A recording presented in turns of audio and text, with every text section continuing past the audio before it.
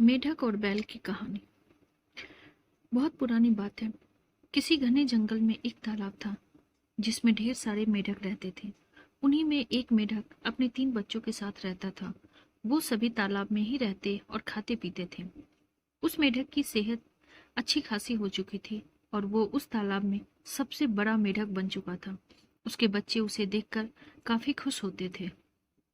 उसके बच्चों को लगता था कि उनके पिता ही दुनिया में सबसे बड़े और बलवान हैं।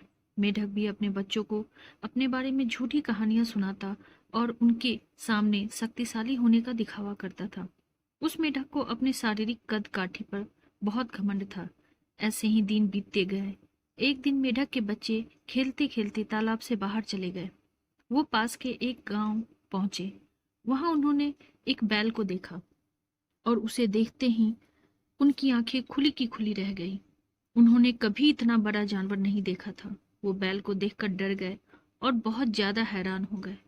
वो बैल को देखे जा रहे थे और बैल मजे से घास खा रहा था।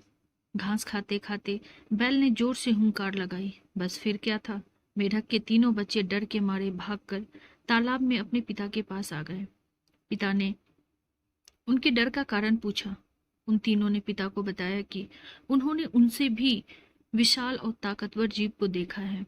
उन्हें लगता है वो दुनिया का सबसे बड़ा और शक्तिशाली जीव है। यह सुनते ही मेढक के अहंकार को ठेस पहुंची। उसने एक लंबी सांस भरकर खुद को फुला लिया और कहा, क्या वो उससे भी बड़ा जानवर था? उसके बच्चों ने कहा, हाँ, वो तो आपसे भी बड़ा जीव था। मेढक को गुस्सा आ गया। उसने और ज्यादा सांस भरकर खुद को फुलाया और पूछा, क्या अब भी वो जीव बड़ा था? बच्चों ने कहा, ये तो कुछ भी नहीं, वो आपसे कई गुना बड़ा था। मेढक से यह बात सुनी नहीं गई। वह सांस फुला फुलाकर खुद को गुब्बारे की तरह फुलाता चला गया।